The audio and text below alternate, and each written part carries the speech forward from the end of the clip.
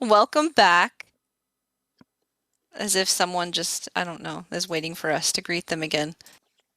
Welcome to the podcast, guys. This is the Sister City Committee. I'm Matthew. This is Danielle. Hi. This is episode 6. We're on month 2. Today we're talking about Go. We watched Go last week, right? That was a good Matt's film. already burnt out. He's already burnt out. That was all in one breath and monotone. And you sighed at one point. I'm not burnt out.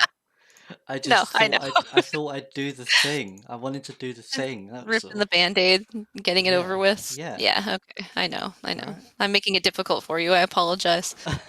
That's my job. That's my job, okay? No. We are actually running right now, aren't we? Let me just double check. Record is on. Cool, cool, Why are cool. you okay? It's just a fear that I have. Yeah, Like, even though this is the 6th one and I've never mentioned it before, I've just had this fear for every single one that I accidentally didn't press record or something. that would be the fucking worst. Yeah, I'd have to talk to you for 2 hours and then do it again. Oh. How horrible does that sound for both That of sounds like an us? absolute nightmare. It's hard enough having to just do this once, right? That sounds so mean. It's a joke. Okay, It's fine. here we are. Yeah. Okay, so So as yes, as I this already is said, this is episode 6. We watched Go this time. This was a really good film, and this is yet another film that I haven't seen. Um, there's a lot of films that I haven't seen in the list. We've already mentioned that. There is a lot of films that I haven't seen, so you're going to hear this a lot. You're going to hear this a lot. Here's another film that Matt hasn't seen before. Um, yeah. Going into it, I really enjoyed the film. I think this is a thing that we've done before, right? We like to ask what I thought of the film because it was my first time watching it. I really liked it. I had fun, and this one felt this was a breath of fresh air. Like because like we had this conversation off after the podcast or before the last podcast or something. But Hmm. Love Exposure was 4 hours, and then I thought Wolf of Wall Street was going to be shorter, but it was actually 3 hours, which is shorter by an hour, but it's still a long ass film, right? And then Yeah. this one, I don't actually know how long this film was, but it just felt like an hour. It just felt like It it was wasn't long at all. 102 minutes, so it's a little over an hour and a half. So over an hour and a, Yeah, yeah, it didn't feel but like under that. two. This Yeah. felt like a really brief movie. It felt, and as well because it's cut into 3 different sections, isn't it? Um, Hmm. but yeah, so to keep on the current theme with timing our podcasts, we're going to be putting a 45-minute timer today. But we are also, before we jump in, going to talk about some unfinished business from Love Exposure and Wolf of Wall Street, right? Yeah. Um, Because something we did in the first 3 movies was talk about if they fit the theme, and we actually forgot to do that in Love Exposure and Wolf of Wall Street. And I think the reason was because we put that timer, it then just sort of mixed things up a bit, and we forgot to do whether or not we thought yeah. it fit the theme at the end. So what we're gonna try to do going forward is we're still gonna time it for Yeah, our sake and hopefully to just kind of condense it. But not even just for our sake; it's after for your sake as well, right? yeah, Because we have right. one of them is 2 hours long, right? Yeah. But after that is done, then we'll wrap it up with a short, brief little interpretation of whether or not it fit the theme. Um, Yeah, and we'll go from there each time. And I mean, that still, again, may change, but I think that that'll be good because otherwise, why are we doing the themes if not to just have an excuse to watch certain movies at certain and it's good, times, I and guess. as well as I just mentioned before about the whole "has Matt already seen this film" type of thing. I feel like those are good points that we do in each of these. It's like, has Matt already seen this film? What did Matt think of this film? We talk about it, and Yeah. then at the end we do the did it fit the theme type of thing. I like doing those certain Well, things. yeah. And I mean, to talk about that, that's what's exciting, I guess, for me, is that like I don't know, I I don't think you'll take this the wrong way because I don't think you really care about this, but I haven't met someone in such a long time that has seen so few movies I that can't believe you said that about me. I actually think of myself as an avid moviegoer. I can't believe you've perceived me in that way. I am offended. I mean, you've seen a lot of the ones that were on the list that, like I mean, I For don't know. We've anybody that talked about can't hear some of my them. sarcasm in my voice because I didn't make it obvious enough, that was sarcasm. But I Um, mean, it's not even like the whole like, oh, because I think you talked about this in the first one, is it like you've seen like all the comic book movies and like that's your jam, you know? It's not even that really. It's just there's a lot of ones that I'm like, really, you haven't seen that? Like you just not have heard of it even. Won't even have been on your radar. And so that's actually kind of cool to go through and, help you discover some new stuff, but to really get like a fresh reaction. Because I mean, I've seen these movies so many times for, over the past 20 years or whatever. Like it's like it's always been there for me. And so it's really cool to see it from someone else's perspective. It's completely alien to them sometimes. That's yeah, great. and also there's 48 films that we're gonna do, right? Yeah. And I've seen 12 of them. So Yeah. yeah, it really is a small amount. I've seen Well, before the start, you'd seen 12, yeah. But yeah. yeah, before the start. I've seen more of them now because we've actually watched them. But yeah, at the start, there's 48 films to watch. I had already seen only 12 of them, whereas I think you'd seen all of them except for one. Yeah. There were a few in there that I know the name of. Like we have Black Swan and coming up in one of the months. I've heard of that Mhm. film, but haven't seen it. There's a very small amount of ones that I have heard of before we watch them. But yeah, a lot of it is new to me. Um, That's cool. and it is cool, yeah, because I get to watch a film and say whether I liked it or not, and you're constantly on edge. Apparently, like you're always on edge. Is he gonna like the film? Is he gonna hate it? Hey. No, I mean, yeah, it is a little anxiety inducing because I mean, it's sort of selfish, I guess, that I was able to sit here and go, oh, we're gonna watch these four this month, and we're gonna watch these four, and um, I think I did try to kind of involve you, but then when I realized that you hadn't seen a lot of stuff, I was like, hold on, okay, we're gonna have to introduce you to some things. I did get some input. Like some of the ones that are in there Yeah. that I have seen were me choosing to put them in there. So Yeah. yeah, And but I mean that's the thing is that one of us has had to have seen them, but I think that it's just nice that we can, yeah, one side of this discussion won't be just continuous reiteration, hopefully. I think Knock Knock is the one that you haven't seen, right? The one Yeah, that that's we're the gonna one I do haven't in seen. the Keanu Reeves Keanu Reeves appreciate. appreciation month. Yeah. Yeah. So talking about unfinished business, we have Love Yes. Exposure, which was now two Epi- podcasts ago. yeah, episode 4. Last It one was of episode 4. January. Yep, yep, yep. Yeah. 4 hour film, which we spoke about in 45 minutes, um, which was Made it fun. shorter. Yep. Yeah. Yep. Um, so did it fit the theme of what was it called? The month was called Unconventional Unconventional. Romance, right? Yeah. Did it fit the theme? Yes, yes, definitely. Because there was definitely a romance in there. Like there was a romance in that movie, right? Yeah. He loved his Maria, who I can't remember her name now. Yu is the main character. I remember that. Is her name Yoko. Coco or Yoko? Okay, Yoko. Yeah. Yoko, right? So Yoko. he loved Yoko the whole way through that film. Well, not the whole way through, but after the first hour, right? Because it's Once after he the met first her. hour that Yeah. he It meets was like her. love at first sight. Yeah, and it was love at Yeah. first sight, and he loves her for the rest of the movie. Um, and that is what makes it an unconventional romance because he did love her. There's also the romance between his dad and his well, not his mum, or it's not even his stepmom, but Well, the it's lady. Yoko's stepmom, sort of. Yeah, That's how everything kind of happens. And that actually, as I was watching the movie, I realized how important their story was to me when watching that film. I thought that theirs was like, because theirs wasn't like a love at first sight.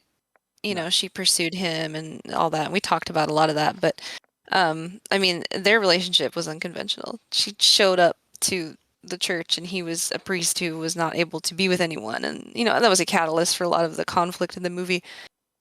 But it was really about, I guess, their story, and they persisted through to the end, and as well as and even you at the end, they get a wanting to happy be with ending, people. don't they? The mum and the dad, or Yeah, they did. Um, they after they made it out from the cult, they still like looked at each other and like they had that love for each other. And I don't know, again, we discussed some of it, but like with Yoko and you, they were, the main characters of it, and it was sort of that portrait of that new love and young love, and it was still very unconventional, obviously, in terms of like all the events that led up to it and him being in drag, for a good portion of their relationship, essentially. Um, Yeah, but like I every time they yeah, met, right? Every time because she knew of him as Scorpion, as yeah, Miss Scorpion, basically, right? She didn't know of yeah, yeah, yeah. kind of. And so, for them to have bonded initially that way made it already kind of just unique, and I mean, very wrought with, I don't know, angst, but it was unique. But I think that having that also with his father, I think that if we didn't have both sides of that, I don't think it would have been as good as that's just an awful way to like condense it down, but just a good of a film for me. So, those both of their stories were so unique, and I think that's why I really like that film. And after rewatching it with you, that's what I really realized. And another one as Um, well. I don't know if you were sort of mentioning it as you explained just then, but another one to talk about when we talk about mhm. unconventional romance, not really a romance, but like an unconventional love, is the one that you get between him and his dad, right? Yeah, it's like, um, I think that what that well, I think that when we talked about this, it was something I wish we had kind of gotten into a little bit more. But it was sort of it being like the young and the old, and you referenced. I thought it was a really good point that you'd made about him kind of reflecting with the whole confessional thing and the sins and being mad at him and punishing himself in the end. Yeah. And I think that and I think really that's what that ended up being about for you, was about him kind of accepting himself and who he was so that he could be with Yoko. Yeah. And her too. I mean, when you see the ending, when she's speaking with her relative before she decides to go try to save him from the hospital, it's about accepting some things about herself and how she had processed their romance. So, Yeah, the way she lays there at the end and she says, I didn't know, I thought I knew everything, but I didn't know everything, right? I don't know if that's yeah, a direct quote, yeah, but it was along those lines.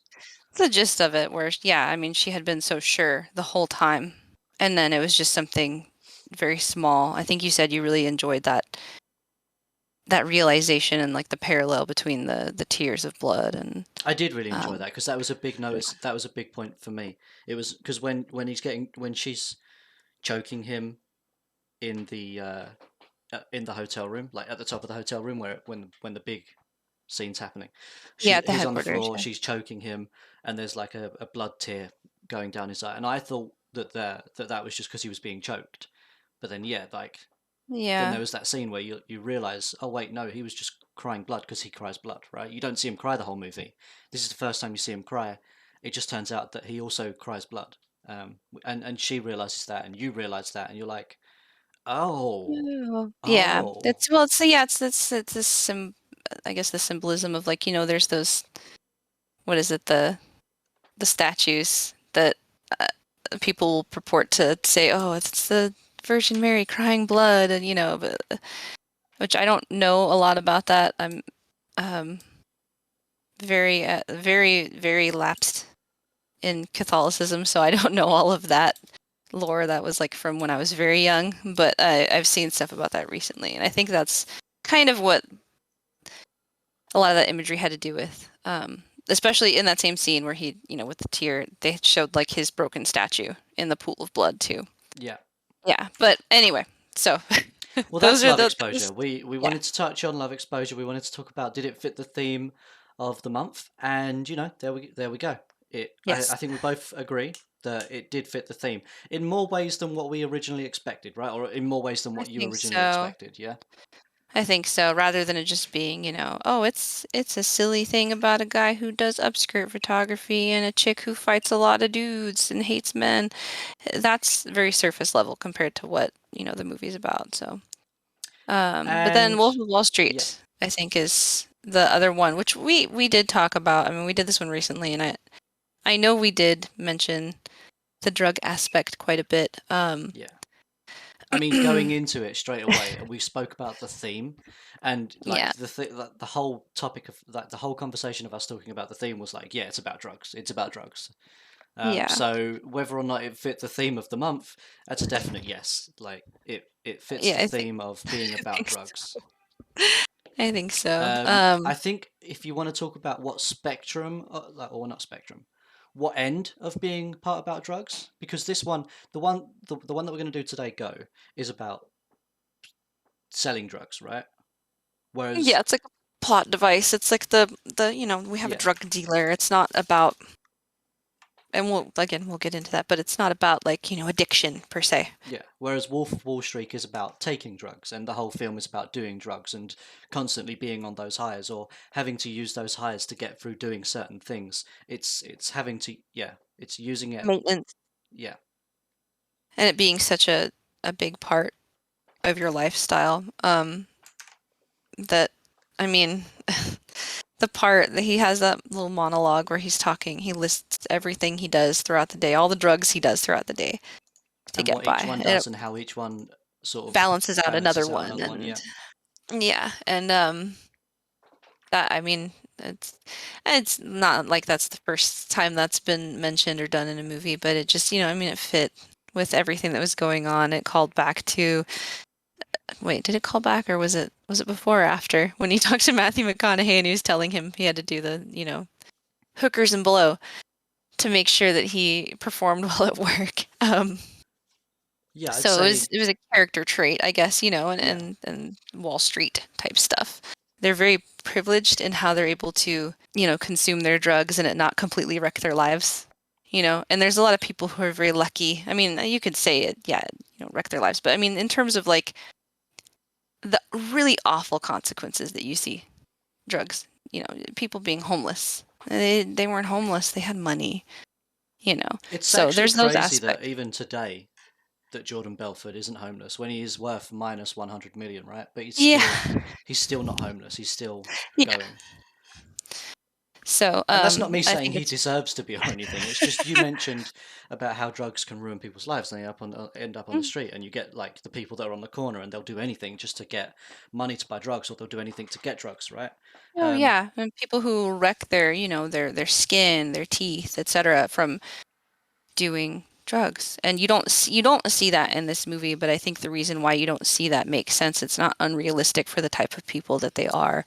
And I don't hold that against the movie at all. People who are in like some of those situations, if they have support systems or they find it within them to make at least a few good decisions here and there, then they can avoid some of those consequences. But that's just a really hard thing. I think with some of the other stuff that we'll watch, we'll see the other side of that, and it's just not, always fair. I think for a lot of people. And Wolf of Wall Street, I don't know. We talked about it maybe once or twice. Like, was it okay for them to show it just in excess and not really show lots of consequences? And I personally don't judge the movie negatively because of how they portrayed it. I don't know what your thoughts are on that. I don't know if you even thought about that as being something that was important to the movie. Like judging the gratuitousness and like the excess shown. um, I didn't look at it that way personally. So, but I understand your point of view. I do understand it. But I didn't look at it that way originally. Sort of as like a Sort of reckless. Like it could glorifying. They're be, glorifying it, yeah, right? Is that that's glorifying what I it. wanted to say? They're glorifying it. Yeah. You're not seeing the negative side, as you mentioned already. But I never noticed that before. I don't think that was a thing that, because it was really like the movie is just a portrayal of Jordan Belfort's life, right? Yeah. And So I and don't his think it personal needed experience. Yeah. to be shown in there about the negative side of doing drugs. I I don't mean, think there so was either. Yeah. to touch on, I guess, what could be the negative side of drugs, but not exactly. But there was the guy who, and the thing is, right, everyone in that office is on drugs. I think Yeah, I it's think so. safe to assume, right? Everybody that's in Yes. the office with them is on drugs. You do have that one character whose wife was the lady who blew everybody in the office, right? Oh yeah. And Oh you've got to assume that they're both on drugs too, right? Everybody in that office is on drugs, as I mentioned already. So I yeah. guess the downside is that they're constantly on those drugs. They decided to get married, probably because they were on high constantly. They got married, and I guess he woke up one day uh, on on a come down of doing drugs and realized what his life was, or realized that his wife was sleeping around, and just killed himself. Yeah. Um, so that could be the negative side of drugs, because I think that that's what that was. I think that that was like he must have woken up one day and realized what his life was because he was addicted to drugs, and his wife was sleeping around in the Yeah. office, and he never should have married someone like that in the first place. I Um, think, well, I mean, yeah, maybe for not without some form of therapy, maybe you're counseling, or yeah, getting out of that situation and not perpetuating the bad behavior. Um, and then I think the one scene, of course, to to end on maybe when discussing this is the part at the end whenever Jordan rapes his wife and then punches her and all that stuff. The thing is I don't remember at what point he relapsed. It wasn't before he started doing those things necessarily. At least they don't show it. He had been sober for a while. I think that's the only part that may have been somewhat confusing. and the thing is though, like going into the film, he was sober. He started off Yeah, as a sober exactly. person. He only became Yeah. the way that he did because he went to the That lifestyle. he went to that lifestyle, right? Yeah. And then at the end, he's being shown again as sober, as you just mentioned, or not at the very end, but Mhm. like in that scene, he's now trying to be sober again, and the drugs had become such a big part of his life that he couldn't do soberness anymore.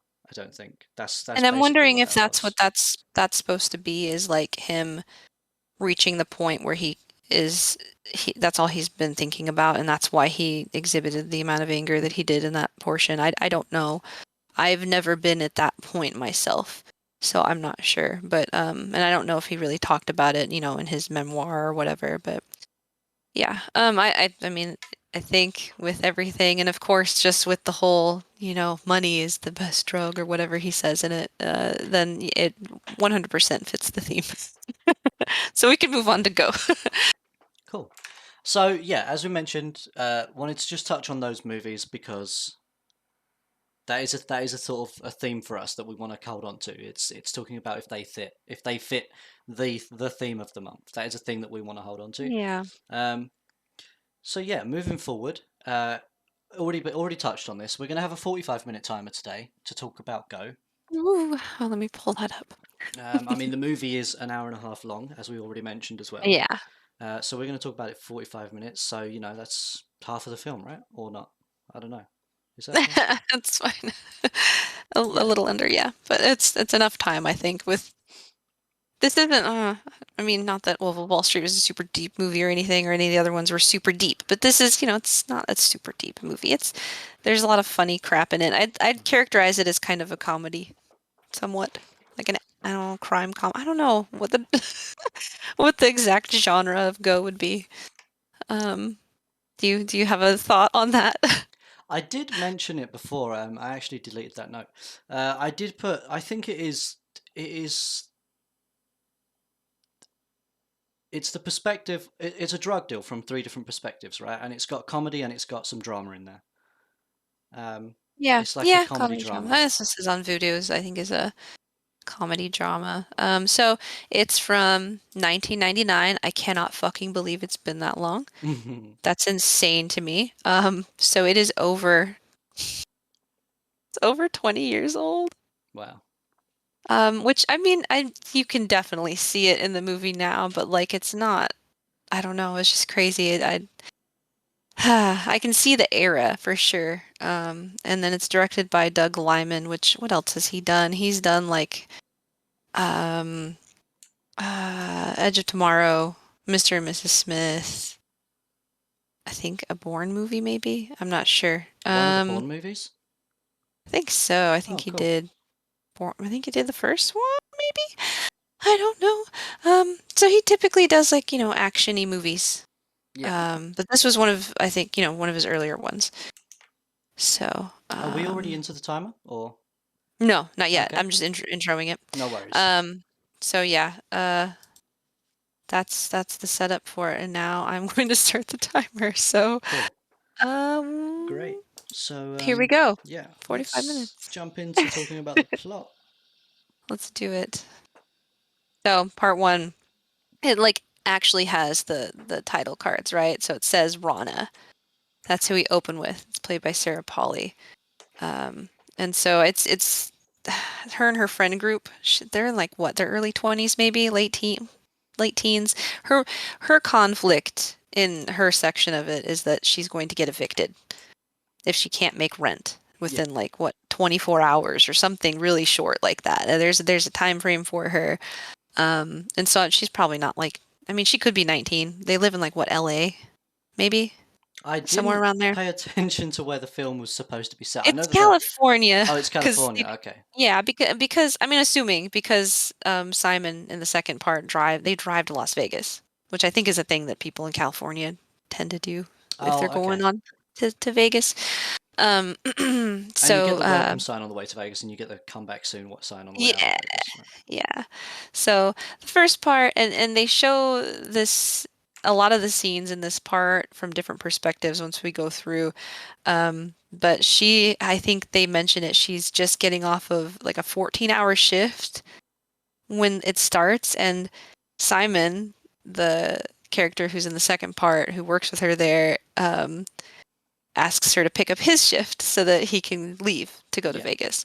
And so he pays her up front instead of, of course, making her wait, to get the pay from the grocery store. So that's incentive enough for her to do it.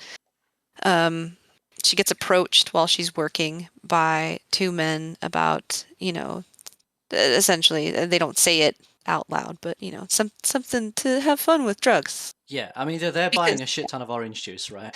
yes, Um, they're and buying a shit ton they're of there orange juice. to speak specifically to Simon. They used a phrase as well, didn't they? They said, "Oh, do you know anything about so and like?" Because they ask if Simon's there, and she says no.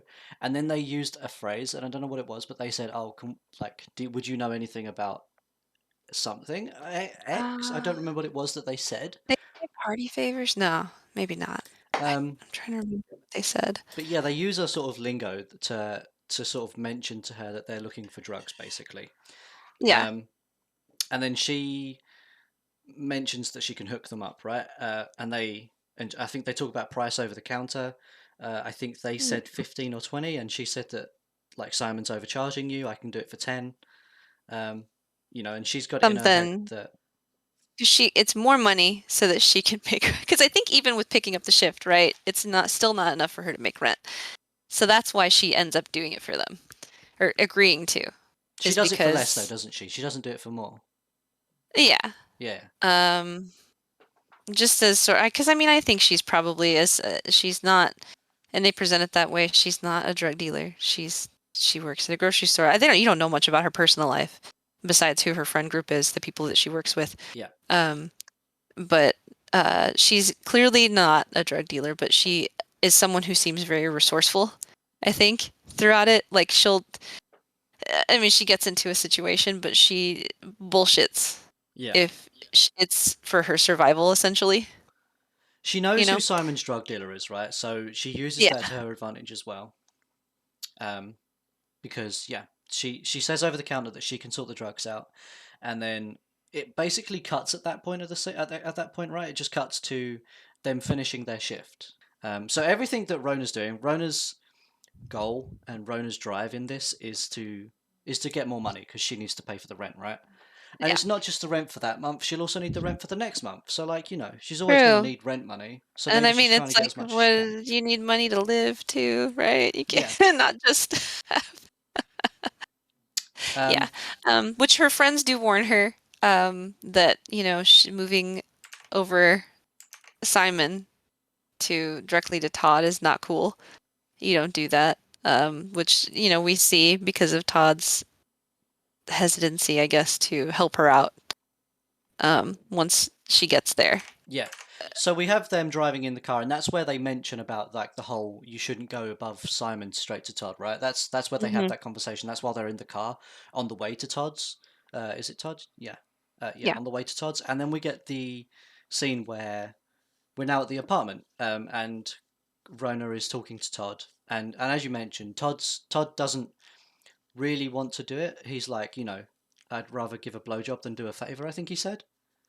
I It has something to do with the because they make a joke, I think, like where uh he goes, "Oh, I just did you a favor," later on, uh, I like think it's when in the she same comes scene, back. isn't it? It's Well, or no, is it's it when she not? comes back when she gives Oh, okay. back the stuff Oh, right, after okay. the thing, which we'll Yeah. get to. But yeah, and she's like, "Oh, I thought you just gave me head," because That's right. yeah. Yeah. So he's not one for giving favors out, as he mentions in one scene. He says, "I'd rather give head than do a favor," sort of along those lines. Yeah. Which Um, so we can let's Todd though introducing him as a character like he's in his apartment like I think like shirtless like some chick is leaving and he yeah. has like his he's just I don't know he looks like a drug dealer probably from that era. It's Timothy Oliphant who uh what else is he in anything else recently that we've watched? He was in Once Upon a Time in Hollywood. Oh, was he? He was in the part with oh my God. He was the other actor with Leonardo DiCaprio. Remember, because Leonardo DiCaprio kept fucking up, and he'd just sit there silently and wait while he was like kept asking for Oh, okay. lines and Right. So yeah, he was the guy sat at the table during that scene. Okay. yeah, yeah. I did not So notice that. Cool. That's cool. yeah, I love him. I think he's great. And I mean, I really don't know at this time. Like when I saw this movie when I was younger, I don't know if I had a massive crush on him or I just wanted to be him because I thought he was so cool as this character. He did Um, do a really good job of portraying this character. And when you want to talk yeah, about characters and sort of like if someone did a good job of the character, and I think he really did. He made that character come to life, I think. yeah. That character felt very real. Uh, Yeah. And he's actually I mean this movie's kind of a cult movie now. I don't really know how popular it was when it first came out, but there's actually on Letterboxd, which is like a movie review site that I frequent a lot. There's a popular reviewer on there who took their name after his character, I guess, and like all right. they're in the review in the movie talked about it, and I don't know. I just thought that was kind of a cool little bit. Like I think he's like one of those like kind of iconic characters in terms of these 90s drug movies for sure. Um, he's just very like effortlessly cool and like very late 90s though. Uh, and so he's not like it's not like in this movie he's really like a drug kingpin or anything. I mean, clearly he's just whatever level he's shown at. I mean, we see his apartment, it's like a dingy couch and like there's boxes everywhere and like I mean, he has like a TV and a stereo, Yeah. you know, He's for the definitely not air. a kingpin, as you mentioned already. Yeah. He's definitely not a kingpin, but I would say that he is quite smart at what he's doing, right? Yeah, I mean, he has to be, I'm sure, and that's the way he portrays himself. But I Yeah. mean, I think if he was really smart, he probably would not have helped Rana, though. I don't know. I mean, I guess because it's a friend group thing, maybe. Yeah. But I don't really know. I hadn't really thought about that really, if that's any sort of like indictment against him. Like, why would he help her out when he was already reluctant to in the end? I don't. But Yeah, I don't understand the reluctancy to help her out at the beginning. I think if I don't know because I don't know the drug world well, very because well, it's a right? lot of money. I think that's what it is that she wants money. She doesn't have all of it. She has to leave collateral. She has to leave her friend, right? Yeah, It's their first time doing it, and so there's the part where he turns the music up really loud and uh asks her to like pull her shirt up and like turn around. And we talked about this, but like I didn't know. I thought it was just that he wanted to see her like bra, her tits or whatever. Like and I I thought the didn't know same it thing was. too. I thought the same thing too. Yeah, I didn't but know it was to check for a flyer. looking at it now, like, as you watch the rest of the film, I think yeah, Yeah. as you just mentioned, he does that scene to check for a wire, right?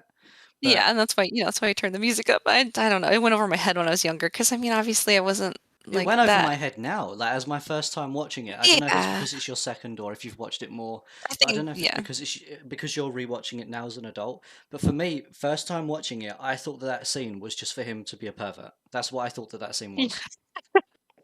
Yeah, Uh, okay, so yeah, maybe that's me like being too hard on myself and watching it the first time because I think and we'll talk about it when she goes to the rave later that she kind of regurgitates his rhetoric and the stuff that he did to her in that situation to sell the drugs.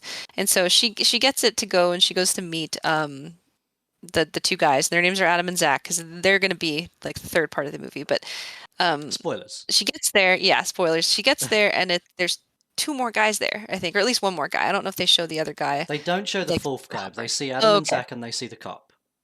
Okay, so the cop that's there, which again, I don't think they reveal that to the very end, but I mean, the end of that part. But she realizes once she gets there how fuck is they're so awkward that it's obviously a setup. Yeah. And so she's like, "Well, I need to go use the restroom," because I think they end up. She asked for the orange juice because she checked them out, and the guy's like, "Oh yeah, sure. Oh, we don't have any," and they're like, "Oh, whoa, whoa, yeah, the orange juice, it's in the car," and she's like, "All right." And so she goes to the bathroom and she takes the bottle of pills that she is supposed to be returning, and the money on to back to Todd, and she flushes him down the toilet because I mean she'd get arrested, right? Yeah. And so when she gets out, like they try to get in or whatever, but then at the last minute she's like, "Oh hey, I gotta go. Sorry, I don't have it. That's why I came here to tell you." And she leaves him high and dry essentially Hmm. with that. Um, and so she has to try to get her money back or Yeah, so now something, she's right? thrown away those drugs and she didn't make a sale on the drugs. She didn't get the money Yeah. that she was planning on getting to give the money to get the collateral back, basically, because she gave her friend as collateral. Yep. So she didn't have the money. So she now doesn't have the drugs anymore either. And another thing, because to touch on as another thing as well is Manny took two of the drugs, right? Oh Before she yeah. even went in. Um, Yep. so before she even went in with the drugs, Manny had like I guess pickpocketed them from her while in the car on the way to Think do they the were drug used deal. to, yeah, and they were used to like, because it's the line that Todd says, like, this is something, it's strong, it's Yeah, none of that his yeah, crunchy herbal rave shit. And so that's probably what Manny was used to. And so he took two, which, as we see as the night goes along, it fucks him up bad. yeah, He is just out of it, and he ends up, throughout the night, he's increasingly like worse and worse, and they end up having to leave him like in a hallway covered up because, as what happens, we'll get to that. There's they're in trouble yeah, at the end with Todd because what Rhonda decides to do is go to the grocery store and buy a bunch of over-the-counter medication to pass it off as the stuff that she had bought from him. yeah, And so she's like in the car looking at the pills, like, "Oh, did it say A or B? Do you remember?" Like asking him, and he's already fucked up. yeah. Manny is, and so he doesn't remember. I don't think. I think he tells her the wrong thing, and that's how. I mean, Todd probably should know, but hey, that's how he finds out so fast. Is he's going to count it after she goes back Yeah. and is able to basically negotiate to get her friend back and get, I guess, a portion of the money. Not all of it, of course. Yep. Um, so he's sitting down to count it and he realizes, oh, this isn't the same. And he's fucking pissed. So He just he looks at it goes, and realizes that it's not the same, and then yeah, he takes it and compares it to one of the other ones that he's got in an unopened packet. Compares them yeah, and realizes that that's not the same one. yeah. And so, but she's at the rave that they've all been talking about. I think that the guys that she was going to sell to mention it too. They're Yeah. like, oh, we're going to go to this rave later. So there's like a Christmas themed rave because this all takes place around Christmas. I forgot to mention that. I mean, I guess their car has like lights and stuff. It's not really I don't know. I don't think of There it is as also a Christmas. scene where Manny says, "Surely you wouldn't get evicted on Christmas." That's true. Yeah. That's at the beginning, isn't it? It's when she's talking about being evicted, and Manny says, "Oh, well, surely you wouldn't get evicted on Christmas." Yeah, yeah. I think it's just like that's what's going on at the time. Yeah, Yeah. it's Christmas. I think like Todd's wearing a Santa hat when Yep. when they come up. But um so they go to the rave with the rest of the fake stuff because she had a lot of pills. And so she goes to sell it to dumb ravers, and so she meets like a lot of like they show a group of them in that van. The kids that are like they clearly have probably just done like pot or whatever, and she tells them to do a ton of pot with this, Yeah. She sells it to him like $20 a pop. And she says that she's like, "Oh, it's the good stuff. It's none of that crunchy herbal rave shit." And there's a guy who comes up because he hears that she has something, right? And then you laughed at that part. It was the Yeah, she finally goes into the club. She's in the club at this point, and someone approaches her, right? And he's like, "Oh, I Yeah. heard that you've got some good shit," or something like that. And she turns around, and yeah, she says to him, "Lift up your shirt." I think she says, "I want show me your nipples," right? Show me Or your something. tits. Yeah. Show me your Yeah. tits. It's like So it's not even like a fat guy or anything, so it's just a dude. yeah, so he She's lifts his she, shirt up, and it's almost the exact same as the scene where she she's in does the like a apartment with turnaround. Todd. Yeah, and he says to Yeah. him as well, "Do it, turn around," right? Because he lifts Yep. his shirt up, and she does exactly what Todd did in the apartment, where she just twirls her finger, and Mhm. it's like turn around, and Yep. she just gets a good look at his body, right? And yeah, I think when we were talking about that again, it's like did she realize that that's what he was trying to find out was whether or not she had a wire? I don't Or think she was it ever realized. I don't think she ever thought yeah. that. I don't think she ever came to the realization that the reason he got her to do that is to check for a wire. I don't think she ever realized that. I think that she just thought he was being a pervert, and now Yeah. she's just using that because this dude Like approached gain her, and power in the situation, right? yeah, Like to this, appear like she's knowledgeable because she saw Todd do it. yeah, Yeah. it's like, oh well, he did it Um, to me, so I should do it to someone else to show that I'm the yeah. boss, sort of thing. Yeah, and I know what I'm doing. Yeah. Um, and so And then to cut as the forward night goes slightly from there, oh yeah. as you've already mentioned, they end up leaving Manny in a ditch because Todd No, shows they leave up him in a at the club. hallway. They put Is she it in a like hallway? covers Okay, him with trash. She's yeah. the one who ends up in a ditch. No, Oh, you yeah, she is the one in a ditch. Sorry, did I say ditch? I meant to say alleyway because like it's yeah, it's a hallway slash yeah. alleyway type of thing, right? So Todd shows up at the party that they're at. Um, Manny goes and tells Rona that he's there. They're running away. Manny's completely fucking out of it, so she's just like, "Here, get in this corner," covers him in trash and leaves him there. She's trying to get to her car to like leave. Todd chases Yeah. her outside, finds her. Todd's got a gun. It looks like he wants to like shoot her. We don't know if he actually ever would have shot her or not, but like he's got a gun and he is threatening her.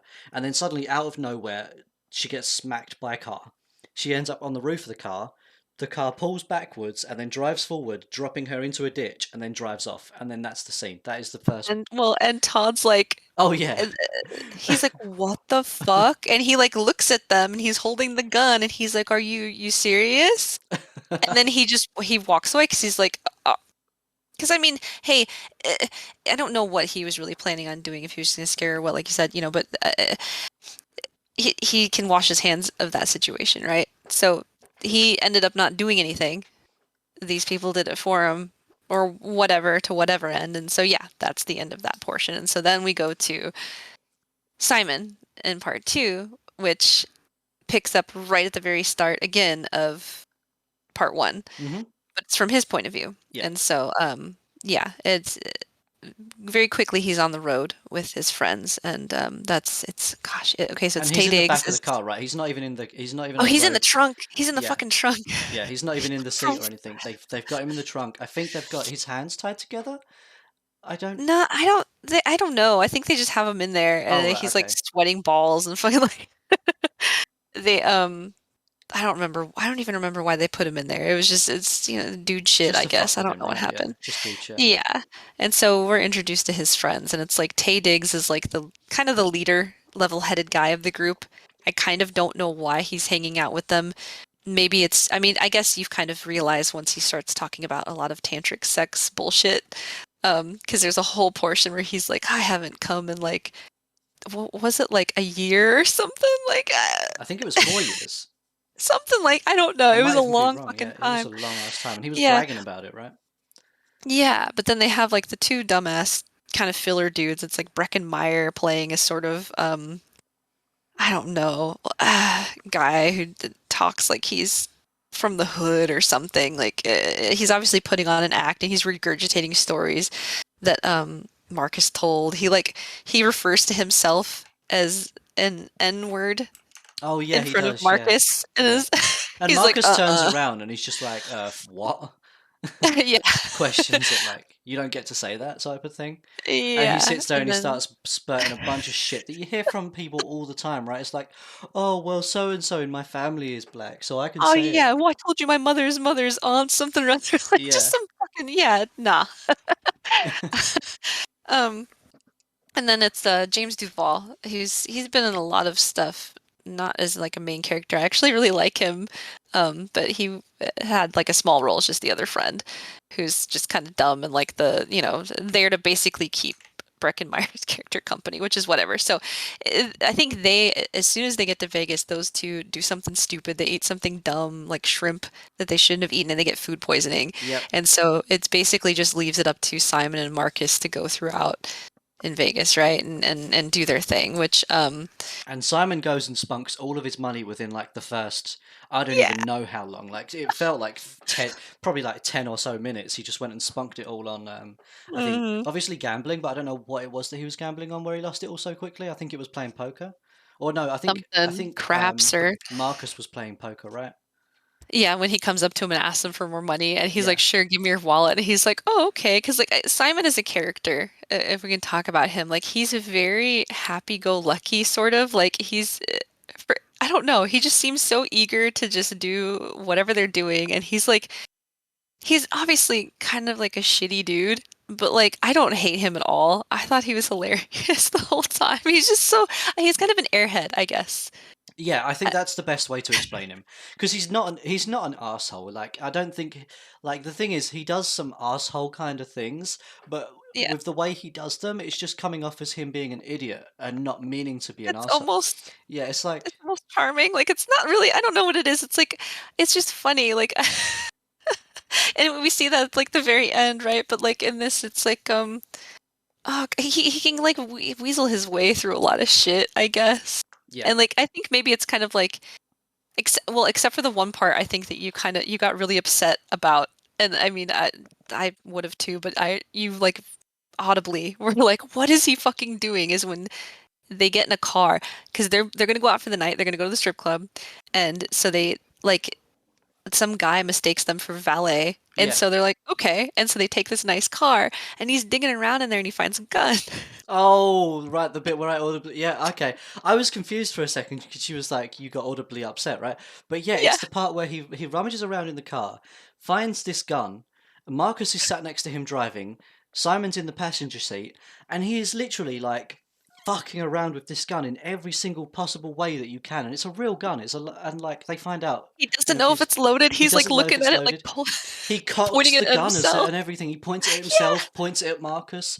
He's like he cocks the gun as well at one point, and Marcus is just like and Marcus just yanks the gun off of him, right? And you're just like, fuck this thing's gonna go off, like, yeah. because I'm getting flashbacks of the scene where fucking Zach Galifianakis, I can't pronounce his name, but in Due Date, where Zach's character and Robert Downey Jr.'s character, they're in a car and Zach's got a gun and he shoots him in the leg by accident. Like that's what I was I've getting never seen that flashbacks of. Have you movie. not seen I've that never movie? seen. No, I haven't. Oh, That's oh, funny. okay. Yeah, That's like funny. so Okay. yeah. So I'm getting flashbacks of that, like he's gonna accidentally shoot him or some shit. Yeah. Um Oh gosh. Oh, wait. Shortly before that, I do want to say, and I actually don't remember if this even comes up again. But there is a scene before all of that happens, before they leave, where like one of the fucking hijinks that Simon gets himself into is he like crashes a wedding, which I think is kind of allowed in Las Vegas usually, and like some of those things, like they'll open it up to everyone. And he ends up like having a threesome with two bridesmaids and starting a fire and yeah. having to like leave with no clothes and like he's just I think it's kind of foreshadowing just for how much shit his character is going to get into based on just stupid decisions because he's fucking them, they don't even like none of them notice that there's a fire going in the corner for like a second, like for like a while, like until it's like consumed an entire curtain Yeah, or it's some only when it shit. completely like consumes the curtain that the fire alarm goes off. Yeah. And And then he's I even think like, he I just think there's runs even like away, right? he's looking at it for a second while he's doing it. And he's like, yeah, like, and then he realizes, oh shit, I think like one of the chicks like slaps him, or I don't fucking remember. But like that's how like oblivious I think he is to something. like some things and like the gravity of the situation. And I think Yeah. that's why as it goes on, like when they get to the strip club, which I don't know if you want to explain what Uh, happens there. so yeah, they go to a strip club. He's got the gun that he just found in this car. He's got the Yeah. gun on him, which doesn't get shown in the scene. But yeah, he randomly just carries the gun with him into the strip club. So they go to a strip club. They get to the strip club. Marcus turns around and says to him, "Don't order any of the don't if they when we go in there, they're going to ask if you want some of the is it the wine? What's the word? It's not wine. Champagne. Champagne. They're going to ask if you want any of the champagne. Say no. You can have anything you want, but not the champagne. And the reason for not wanting the champagne is because champagne means a lap dance, right? So they go into the Or well, club. it means the VIP Oh, it thing. means the Yeah. VIP. Okay, Like going into the private room, which is right. really expensive. So he can't afford it, and that's why he was telling him that because he's using Todd's credit card, Yeah, this is another which is thing the as well. point. They're there Yeah. with Todd's credit card. Like he pays for the room on Todd's credit card, for the hotel room, I mean, and he takes the credit card into the strip club with him. So they're in the strip club. They're getting a few drinks at the bar. They've literally just got in there. They're getting a few drinks at the bar. Two girls approach them. They get up close and personal with Simon and whatever, and Simon just being an idiot just goes, "I want some of your finest champagne," Yeah. and um, and Marcus is like, "You're such a fucking idiot." So they end up Yeah. going into a room.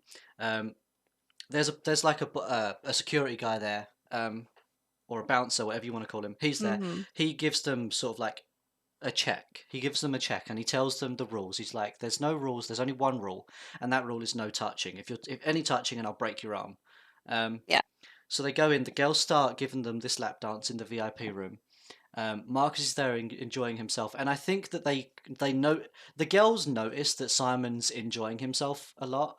So I think that what they do is they sort of team up on him, right? The two of them I decide think to team so. up on Yeah. Simon, because I think they want him to do something stupid. This is the thing. I don't know what these type of places are like, right? I feel like they're trying to get him to do something stupid or give them Well, I more think they money or can something. they realize, yeah, I think that, well, maybe just that they realize that how easily he agreed to go in there Yeah. and how stupid he is and not well experienced in strip clubs that yeah, they can probably get him not necessarily even do something like super reckless, but like yeah, to spend more money. And so they don't they can kind of tell probably that the other guy's just there for, as support, right? As like Yes. great business. Um, oh, and another thing is as well, the bouncer slash bodyguard guy. He says that he needs payment up front, so he takes the credit card from Simon before they even Mm, go into the room, right?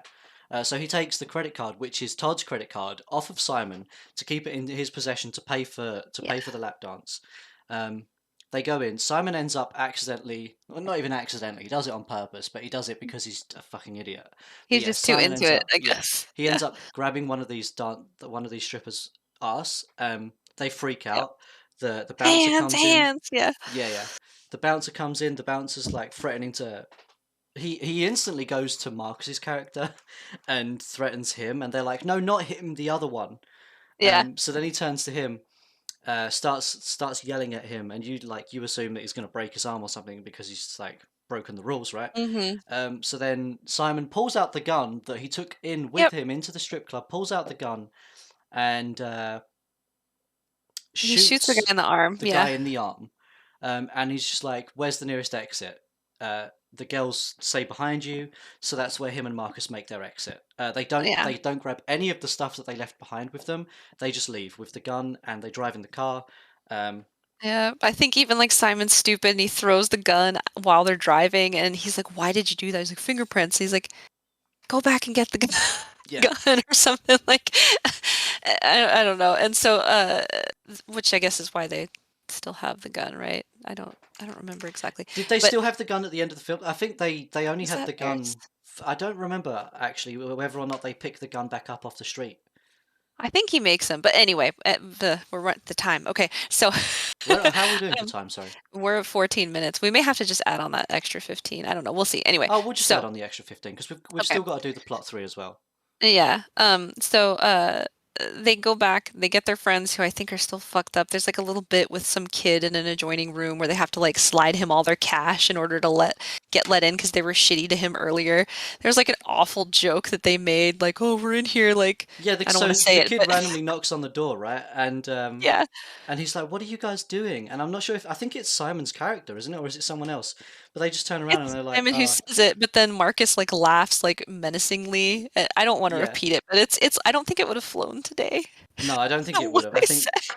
yeah, I think, for being in a movie, it's in a movie, right? It's just, Yeah. but like, if that type of thing was said today, not in a movie, but in real life, I think that that thing Yeah. being said back then in real life, I don't know, maybe the parent just didn't care or the kid didn't understand it.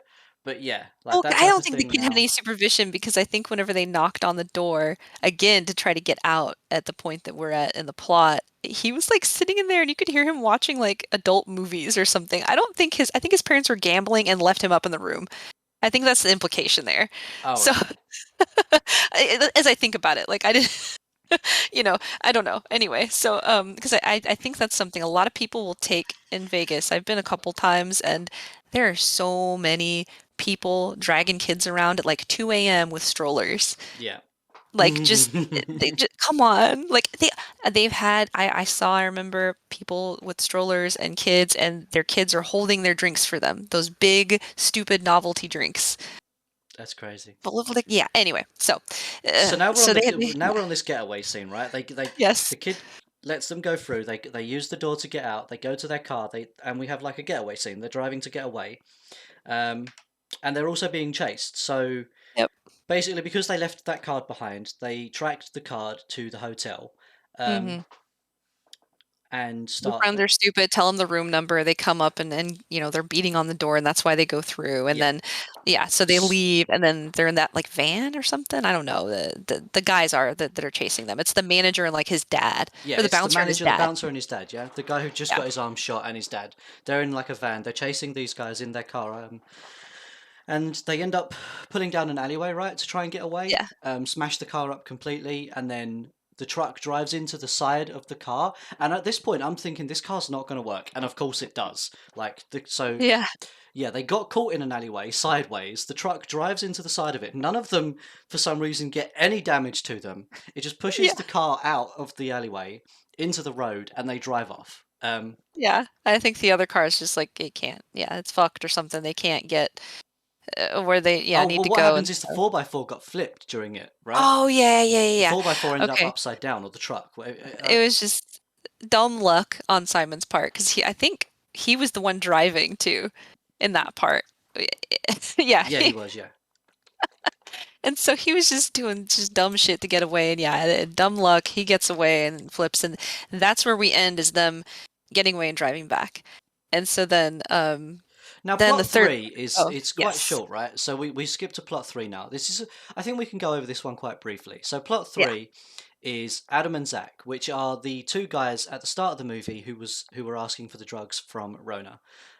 So yeah. they're asking for drugs, and it turns out we get a cutscene. Their motive for asking for the drugs is because they've been caught handling drugs, but by the police, right? So now Yeah.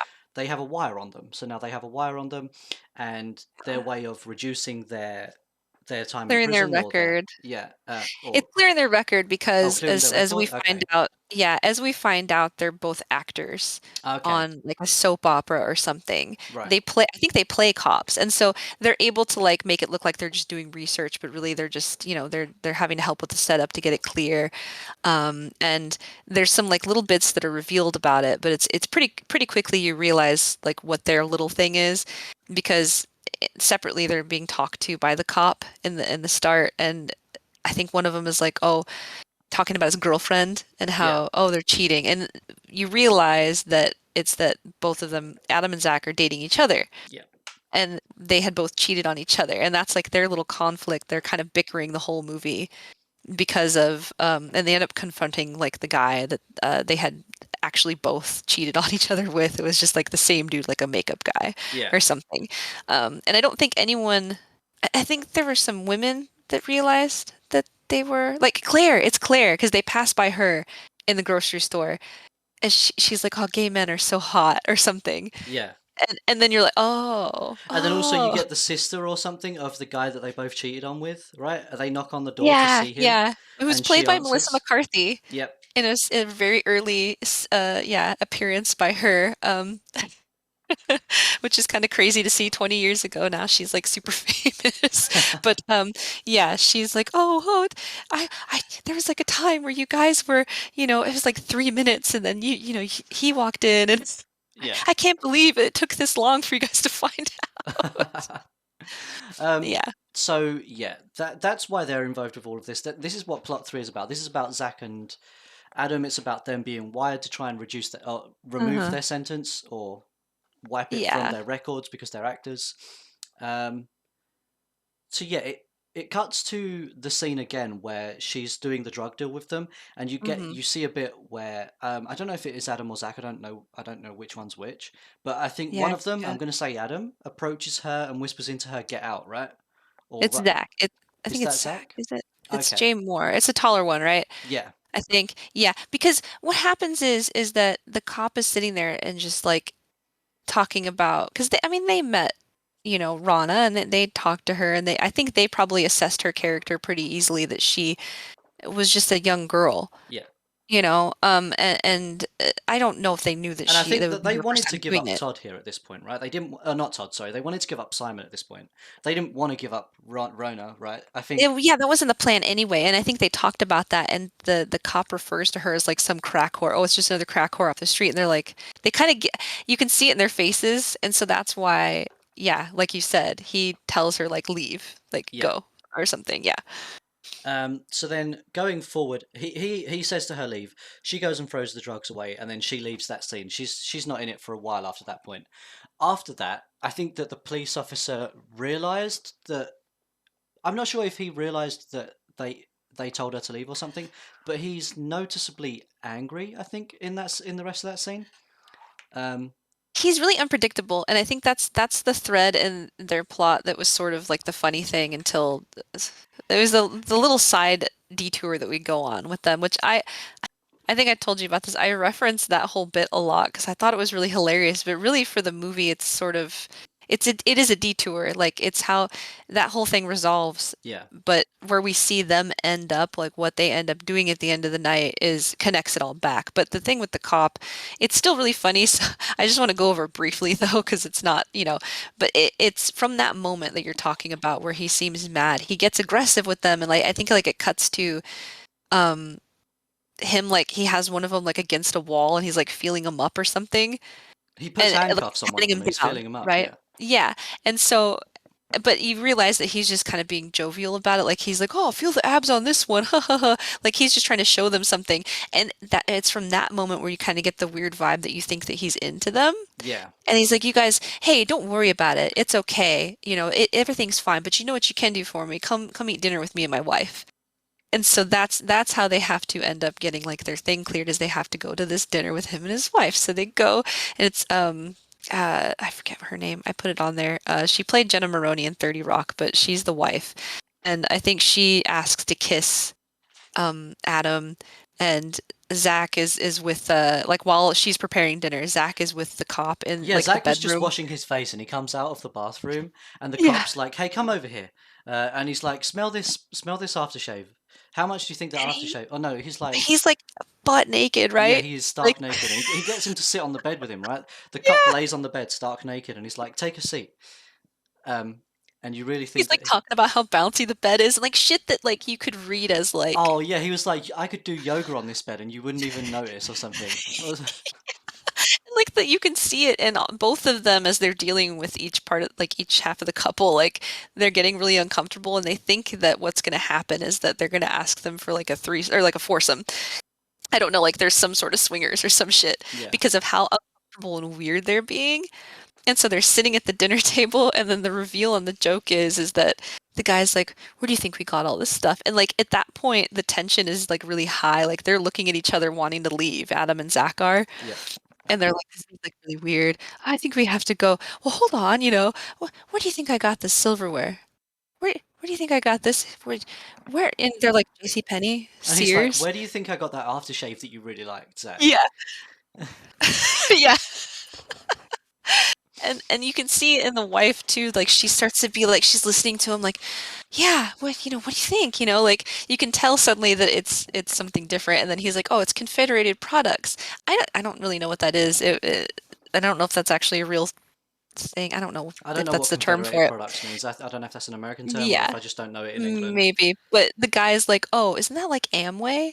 And basically it's a pyramid scheme. Yeah, He's trying to sell them the pyramid scheme. yeah, he's And trying that's to the get them to reveal. be part of the period scheme. Yeah, And so um, it's like a relief for them because uh, I think like he gets really defensive. He's like, it's not a pyramid scheme. It's I forget the word he had for it. yeah, it's like one of them says it's that Amway, and he goes, "No, it's not Amway. Like he gets really defensive about it." Yeah. And then that just ends. And I Yeah, think they go to the rave to confront the makeup artist guy that they yeah, were both having. Yeah, they were both fucking. And so they do that. I think they cut his hair. It's kind of a silly scene. It's whatever, but you can see them like reconciling sort of. And so then they leave they get in their car, and they go to and drive you off. realize, yeah, you realize that they're the ones who were in the car that hit Rana. Yeah, And so when you see it from the point of view in Rana's part, it looks like they're just some careless people, like someone who hit them, and then they just like dispose of her quickly and leave because you don't see their reactions or who it is, of course. It's fucking hilarious, yeah, honestly, as dark as it is, because as soon as they do it, like they start screaming. Really?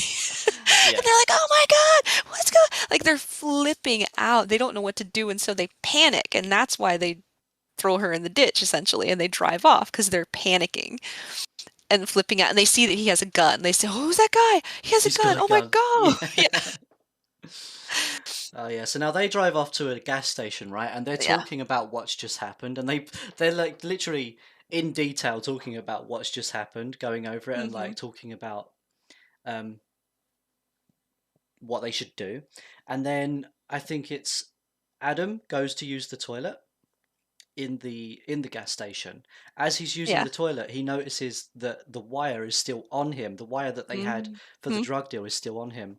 So now he's freaking out about that. He goes out and he goes over to Zach and he's like, "The wire. What if they've listened to everything? Oh my!" And now they're freaking out about that. And I remember Zach takes the wire and the recording thing and just yeets it right into the road. Yeah, because it's Um, like raining out and gross, and so yeah, it's a very dramatic like scene where they're like, because the whole time they're kind of justifying like, well, should we have gone to the hospital? No, that guy would have hurt her anyway. It doesn't really matter, like whatever, right? yeah. Like, And now they've come to this conclusion that they need to go and dispose of the body. The girl Rona, who they've just hit and left in a ditch, they've now hmm. come to a conclusion that they need to dispose of the body so that if someone was listening in to their conversation, they can't find this body, right? I think that's what the reasoning is for Yeah, it. because they're gonna say that what I think what they mention is like, oh, because they're actors, oh, we're just running lines or something. They make up some bullshit excuse really quickly, and then they're like, okay, and then yeah, like you said, then they go back and they pull her out, right? They pull her out of the ditch. Yep, they end up getting her out of the ditch, and it turns out that she's alive because they pick her up, they get her, they're about to put her into the back of the car, I think, and she Hmm. just suddenly breathes, and they drop her, and again they start screaming. So now this is where Zach goes and grabs a wrench, and it looks like he's Yeah, about to like beat her to death, but he can't bring himself to do it.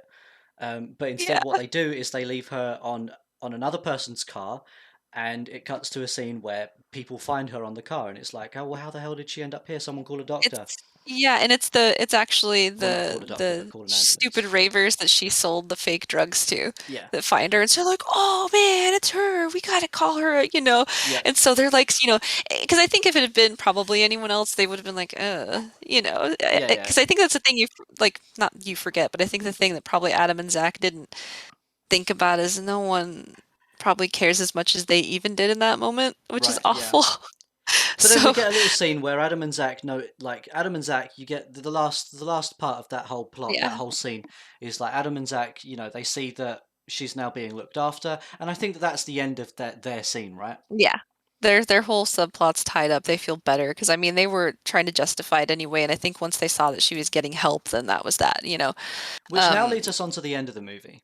Um, yes. so the end of the movie. Do you want to talk about that? Yeah, so it's I think it starts with Claire walking home because that's the thing is that like I think I don't remember what happens exactly, because she goes to the rave with them, right? But then she She does leaves end up first. waking up in hospital. They did end up Rana. calling Well, yeah, Rana Rana. does. Yeah, That's I Rana. think that's at the end. That's after the part with Claire and Todd. So they because they cut to Claire right before that part. And Claire's like walking home on the highway and she goes to like some diner where they would have meet up. They would have Yep, met up yep. You're if right. they lost each other. I got ahead of And her myself there. You're right. no, it's okay. So her friends don't show up because, of course, what happened, and we get to that. But Todd's there, like reading the newspaper Yeah. or something, just sitting there. And I guess this is the part where I think I mentioned it to you. I thought that maybe there were like deleted scenes or something because when she's at his apartment, there's some kind of like small references to them maybe bonding somewhat. Like I think you see like two sides of the phone conversation where Simon's like, "Oh, Claire, oh, I know her. Oh, you're gonna fuck her," and he's like, "Oh, maybe." And you Oh, don't right. know that Yeah. that's what the question was until you see Simon's part. And I There is a think Claire part where he realizes does though, try to goad her into having sex, though, right? Going all the way back to Rona's scene yeah, in the yeah. first plot, where she gets left as collateral. He does sit there and have a conversation with her. It's a very brief conversation, and it's like, Well, 'cause "Are I you a think it's virgin?" yeah, but it's because her name's Claire, and that was something I didn't realize either until like until I realized when she was like, "Oh, Breakfast Club." Okay. He was like quoting a movie, but it seemed for a moment like he was just again like he was being like a creepy Oh, okay. He pervert. was just referencing a movie there. Okay. Yeah, he's like, "Oh, you answer the question, Claire." Like that's because I think the preppy girl from Breakfast Club is named Claire, and I think the I feel fucking awful because I love Breakfast Club and I literally don't remember that. But it's I it's been didn't a while remember since I've any. seen it. But yeah, that's crazy. That's so cool. That's actually really cool. Yeah, and so like I think it's sort of in that moment you're supposed to like kind of trust his character maybe a little more like he's not going to do anything to her like it's fine because he was just making a joke and she like visibly is like she feels more comfortable because she's like oh I get it I see what you're saying but he kind of skirts that line and I think it's obvious though like well I mean it is obvious once they leave the diner but she sits down and is like talking about a connection like oh isn't it crazy that we're sitting here and he's kind of like standoffish still and then like it cuts to them like making out like on Yeah. his like apartment steps Is it and while so they're making out? Oh, yeah, yeah. So they're making out on the apartment steps because they're on their way back to the apartment, and he yeah realizes that his cat is on the stairs. And his cat's not usually out of the room, right? So he's like like, how'd "What?" you get He's out confused. How did you get yeah out? And this is where we now see again the the bodyguard, not the bodyguard, the the bouncer bouncer and the bouncer's dad are at the top of the stairs because they have tracked Todd's card back to Todd and they've found where yeah he lives, right? So that's where we get the bouncer and his dad now at the top of the stairs. Todd goes up, talks to them, and explains that it like cuts to immediately him like sitting there drawing a map like and you're gonna go here and this is exactly like he's giving him up like that like yeah, and Claire's it's like like, "Are you sure you don't want to just take them there?" Um, and then at this yeah point, Simon runs in through the door and he's like, "Todd, I need your I gotta help. hide Yeah, I need to hide." And they're there, and everybody looks at him, and he's like, "Shit." yeah And then it gets to a bit where like the bouncer's dad wants him to shoot him, and he's like, "I can't shoot him. I can't shoot him." Like he couldn't do it. And then it's like, "Oh well, then just shoot him in the arm because you've got to return the favor or whatever it is that they end up yeah deciding to agree on.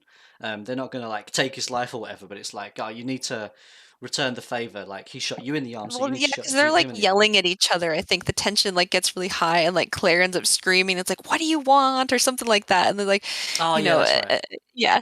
And so then it again it does a cut, and then it's it's Simon like sitting in the chair, and he's like drawing an X on his arm, and he's Yeah. like, "Yeah, I think that's a fleshy part right here." And So then the bouncer puts the gun on the arm, and everybody is sat on the sofa. Everybody's sat on the sofa. yeah, The bouncer's dad. You've got the bouncer's dad. You've got Todd, and you've got Claire, all sat on a sofa next to each other. And it's like the bouncer's dad is like there smiling, and Todd mhm, is sat there like really engrossed in this, like, wow, this is happening. This is so cool. yeah, Like looking like wow. And you've got Claire who's sort of sitting there like, what the fuck's wrong with you guys? Like this yeah, look on her face, like what? It's what? And so basically, the bouncer can't bring himself to shoot him in the arm. He's like, I can't do it. So then Claire's like, oh, well, screw this, I'm leaving. She just wants to yeah, get out of there. She walks yeah, out, closes the door. I don't even know if she closes the door. She walks out, and then you hear a bang, and you hear yeah, Simon go, I'm okay. yeah. It's all right. I'm okay. Yeah, Yeah. he's because he's like just unfailingly polite through the whole thing. Like, oh, I really don't mind. Like, it's okay. Like, Yeah, yeah. And then I think that leads us to now Claire is at work the next day. Claire's at oh work the yeah, next and day. We Rana, get the scene where Rona wakes up in the hospital. She just like I guess she just leaves the hospital and goes to work the next day, right? yeah, limping Yeah, she with shows her up at cash work. register. Yeah, They're there stood next to each other at the tills, and Claire's like, "Oh, where's Manny?" And they're like, "Fuck, Manny!" So then they go back to the alleyway where Manny got left. He's yeah, there, like he looks like he's been sweating all night. He's shivering. They find yeah. him.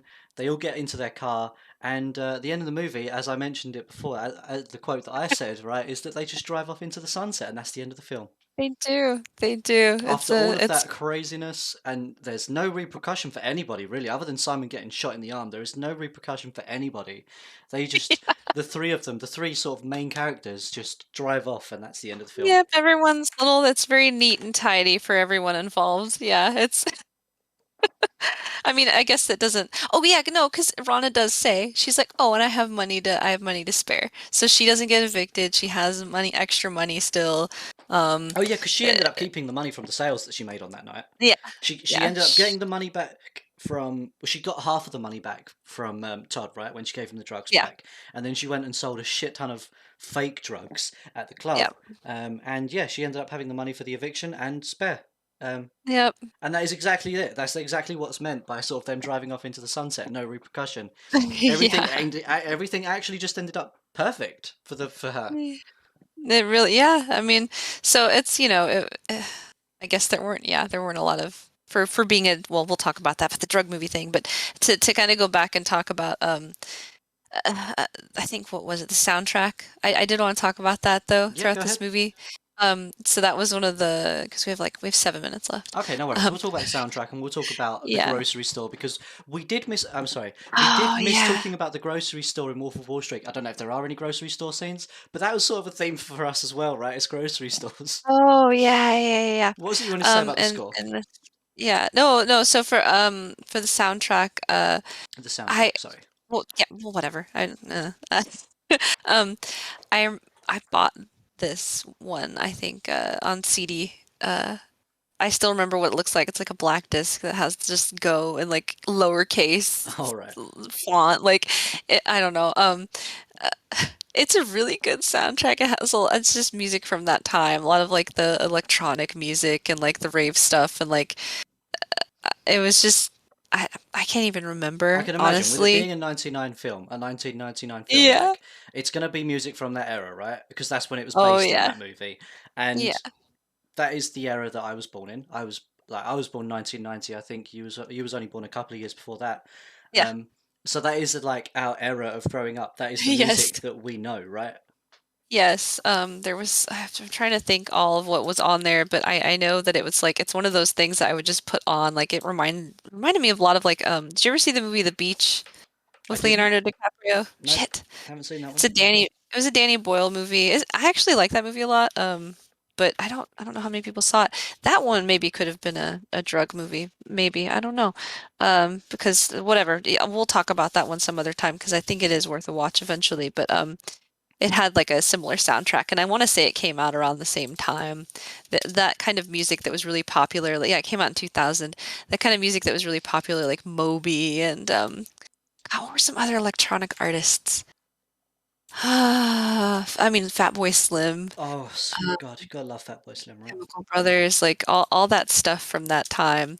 Uh, It's the shit that you'd see on like MTV at like late whenever they do their little block of I forget what it was called. They do like a block at like 11 p.m. at night or something of just electronic music. And that's what I think of uh like with this movie in particular. Yeah, they had a Fatboy Slim song on there on this soundtrack for sure. Uh and Love that. Left Field, they had Air on there. Oh man. Um that's great. Uh, I think that it was kind of similar to Wolf of Wall Street in the sense where it's like a lot of already made songs that just Yeah, kind of add to the yeah, fun of it, I guess. and also It's sort of the same yeah, as sort of the same as Deadpool, right? I mean, other than the one that they had specifically Mm, made for the Deadpool song, for the yeah, Deadpool yeah, movie, a lot of them yeah, are just they're pop culture movies, they're pop culture yeah, songs, right? It's just songs in the movie that are already a thing, just put into this movie. yeah, exactly. Um, and then, So oh yeah, the grocery store stuff to talk about really fast. yeah, so we have the production design of the film, right? The grocery store scenes, because grocery stores are our thing, right? um, the grocery store in this film looked very realistic. This one, and I know we say this. To be honest, we say the same thing about every grocery store in all I of was these in films so far, Drive, right? and then they had it in Drive. They had a grocery store even in Love Exposure, which I don't think we talked about, but they show him shopping with his dad. I love grocery stores. So like when I was growing up, uh, uh, probably from like the age of like 8 to like 15, I lived in a house that was like right behind a grocery store. Like it was like my street and then a grocery store just on the very next, like behind a fence. I'd walk through a fence and there was this grocery store there. And I don't know, I think it's like a Midwestern thing, probably. It's very Oklahoman. I grew up in Oklahoma. There's not a lot to do. My friends and I, after school, would go and hang out at grocery stores.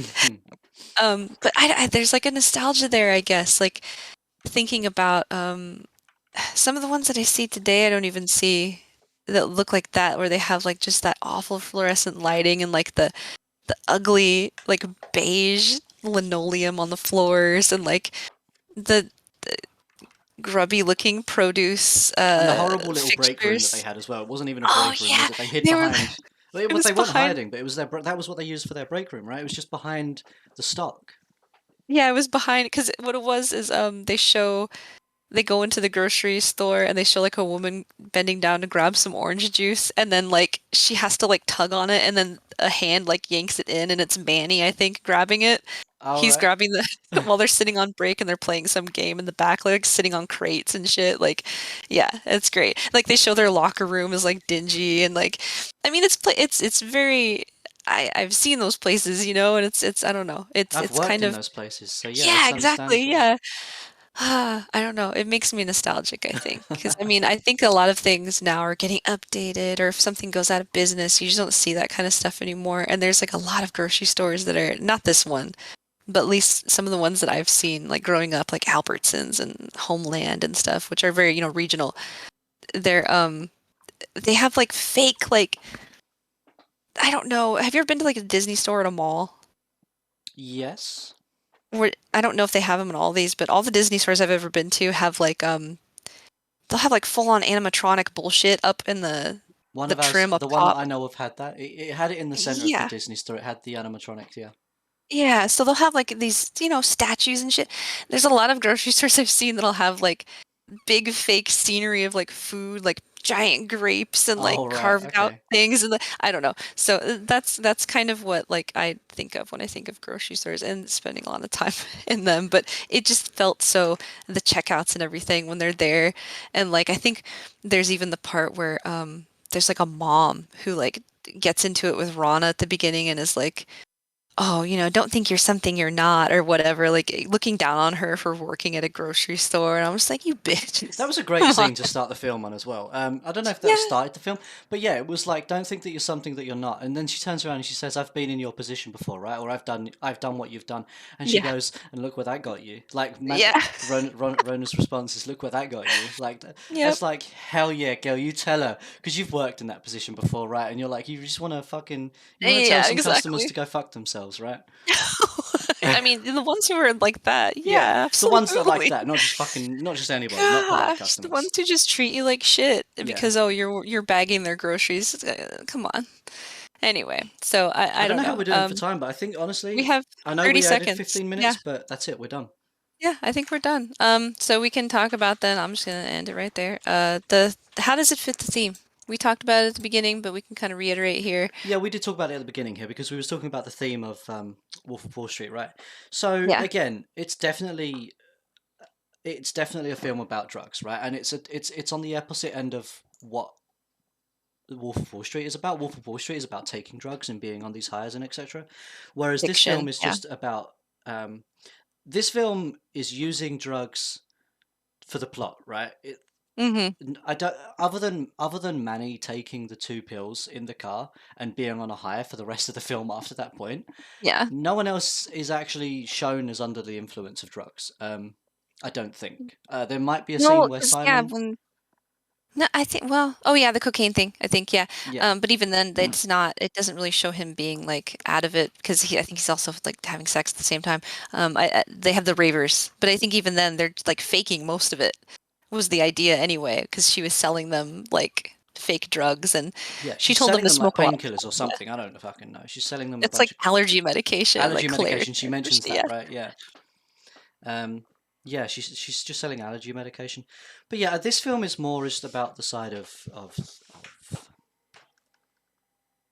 it's the more nitty gritty things of drugs, right? It's the dealing part of drugs. That's what I yeah. feel like this film is about. It's the whole dealing part of drugs. Well, at least at this Um, level, right? You yeah, know, the the sort of amateur drug dealing level, right? yeah, and She urban goes parts of to the big drug dealer, gets the drugs, goes to sell the drugs. It ends up being a stitch. She realizes that it's a stitch, throws them away, and now she's trying to get the money back by selling fake drugs. It's all about selling drugs, you know. It's all about yeah, what can happen with selling drugs, etc. yeah. So, Definitely fits the theme of drugs, though. it's nice. It's nice to have this one here. I think. We have Pulp Fiction coming up, which is I don't. We have like some. It just has iconic scenes. I think. I think that's why we've included that one. Is has those few that iconic scene with Uma Thurman, um, like overdosing. Yeah, I mean, it's just a great movie overall. And then we have and then Enter the Void, and I which haven't seen is that one, so I don't know anything about what that's going to do, what that's going to be and like. I will just say it's in terms of drugs, what that I mean, there's drug use in it, but it's he uses DMT. And so it's about like the psychedelic sort of hallucinatory aspect of drugs and what they can do. I mean, it's more about, life and death, but um, there's some like trippy stuff in that one that, and so I think we kind of have it sort of balanced with what we We did picked. touch on this in previously with the Wolf of Wall Street. The Wolf of Wall Street is like a more glorified version of drugs, right? How Yeah. do you feel like Go is when it took with? It's not really a It's just, glorified it's version of them, is it? mundane. Right? It's like the mundane. It's like it's there. Yeah, It's there. I mean, obviously there's worse situations and everyone makes it out relatively okay. Rana could have died though. she could have. She could have died at She, the ditch. She could have died when yeah. Todd was there with a gun. You know. Yeah. I mean, if he had been, a harsher person, he would have actually, not just been there to scare her. Um, Manny could have fucking OD'd and died in that fucking alley, and he Yep. didn't. But I mean, they showed the stakes that they still showed them kind of being high. But I think it's sort of like that those close brushes that I think maybe a lot of maybe recreational casual drug users have when they're growing up, at least, or at least a certain subset of people would And it's have, also very real, the Adam and Zach scene, right? Or not scene, but the I think plot for Adam and that's too. Zach. Other Yeah. than other than them being actors, I think that it's still very real in the fact that you can get caught and you can end up being used as a rat. You will end up being sort of, Yeah. and that's shown again. That's shown in Wolf of Wall Street though as well, right? Where Oh yeah, there's a he's wire there. yeah, they wire him and he has to go get all of this information, and it's nothing drug related, but it's all of this information, and these Hmm. things do Yeah. happen. Yeah. So, yeah, it was good. I'm glad that we watched it. It was a replacement for another movie, but I'm happy with this one because this one is much shorter and it was a good addition, I think. I enjoyed getting to review it again. And then going forward, Do we do what's Pulp up Fiction next next? week, or is that the week after? Well, next week it'll be, oh, right, because you were, Well, next week we are still watching two movies, aren't we? We're just what's going to watch going them on on? different days, Yeah, right? yeah, yeah, yeah, yeah, yeah. So next week is Next Pulp week will be two Fiction movies. and Enter the Void. Pulp Fiction and then Enter the Void. So in that order, right? Yep. Okay. So we'll be watching Yeah. that. I guess we'll be watching Pulp Fiction on Wednesday, and we'll be watching Enter the Void either on a Saturday or Sunday. Yeah, something like that. And then And then yeah, we'll be back to reviewing it the week after that. So until then, we're gonna get some podcasts out, and you guys are gonna have them to listen to. Thanks yes, for listening finally. as always. Yes, thank you. And we'll see you next time. We'll see you in Okay. the next one. Actually, before we end, Yes. go watch the film if you haven't already. And if you don't, Yeah, oh, then yes. fuck you. We'll I see you think next it's time. worth it. Bye.